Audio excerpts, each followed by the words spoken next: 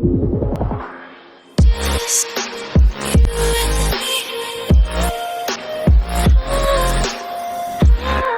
जो थर्ड सम है वो ये कहता है कि manufacturer of TV sets produces 600 sets in the third year, 700 in the seventh year, assuming that the production increases by a fix number. ये वाला स्टेटमेंट थोड़ा ध्यान से, every year find production in first year, 10th year, total production in the first 7 years.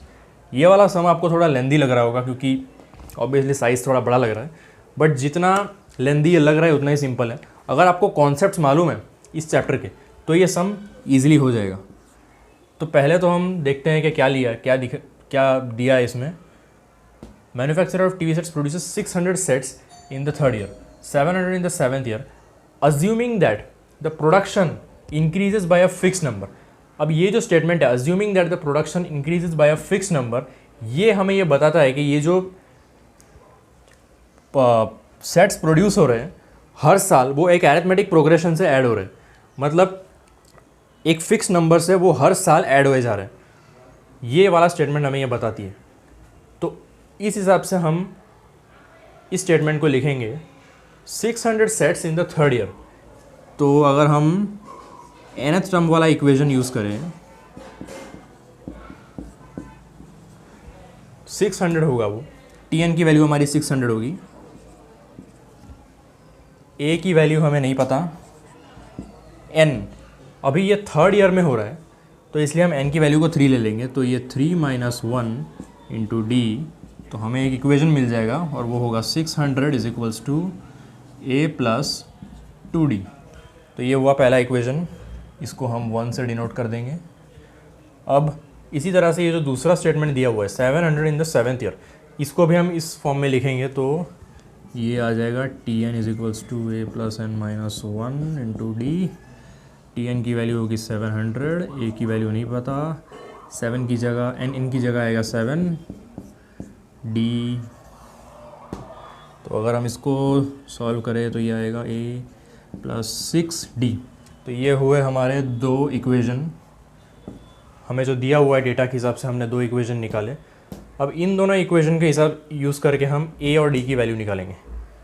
तो as हम देख सकते हैं कि ये जो दो इक्वेशन है इसमें जो A की वैल्यू है वो कॉमन है, मतलब यहाँ पे भी A है और यहाँ पे भी A है। तो अगर हम इस वाले इक्वेशन से इस वाले इक्वेशन को माइनस कर दें तो ये A वाला टर्म चला जाएगा, A वाला टर्म चला जाएगा तो हमें D की वैल्यू मिल जाएगी। तो हम सेकेंड इक्वेशन से पहले इक्वेशन को माइनस करेंगे। आप चाहे तो उल्टा भी कर सकते हो, पहले से दूसरा भी कर सकते हो, तो भी आपको वैल्यू मिल जाएगी। बट मैं इसलिए कर रहा हूँ क्योंकि यहाँ पे जो 6D है वो हायर वैल्यू है और यहाँ पे 2D स्मॉलर वैल्यू है, तो इसलिए मैं इससे इसको माइनस कर रहा हूँ। तो ये कुछ ऐसे होगा 700 is equals to A plus 6D और 600 is equals to A plus 2D। इससे इसको माइनस करूँगा तो ये आएगा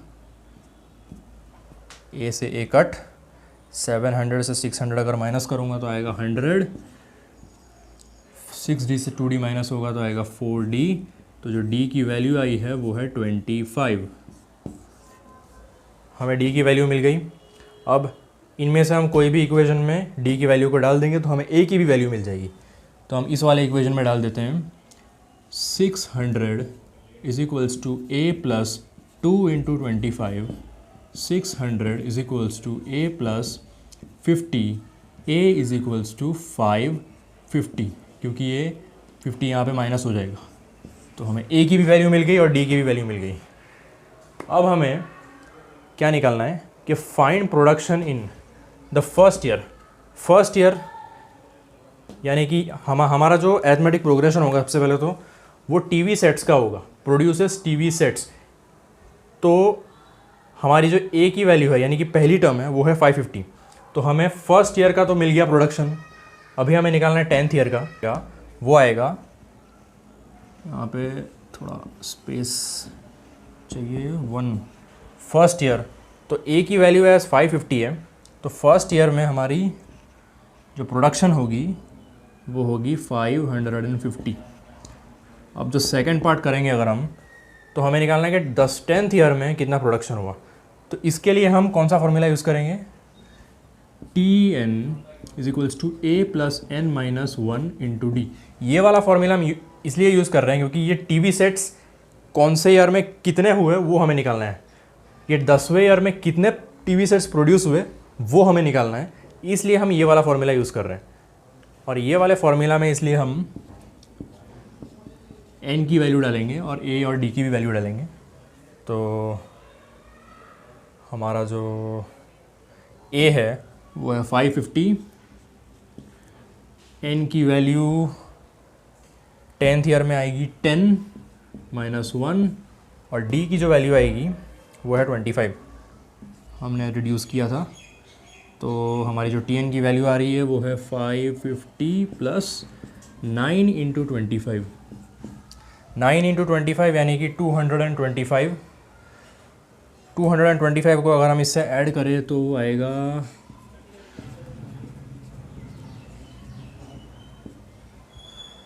500 प्लस 200 आएगा 700, 775।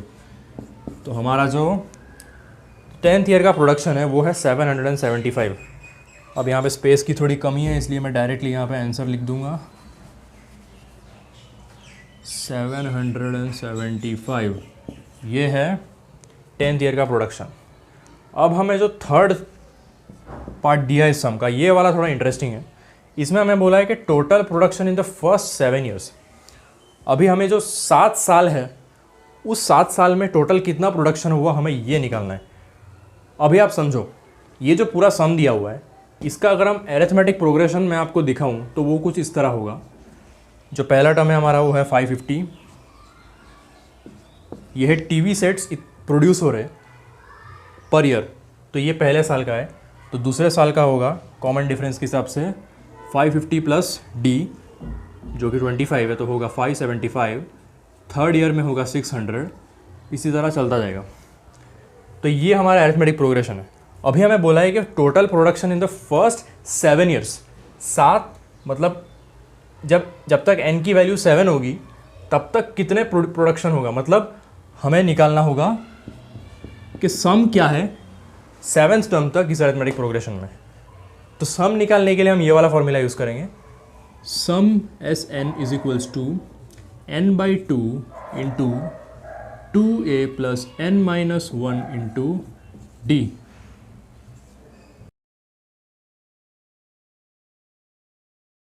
तो वो आएगी n है हमारा 7 बाई 2 इंटू 2 इंटू a यानी कि 550 प्लस n यानी कि 7 माइनस 1 इंटू जो हमारी d की वैल्यू है वो है 25।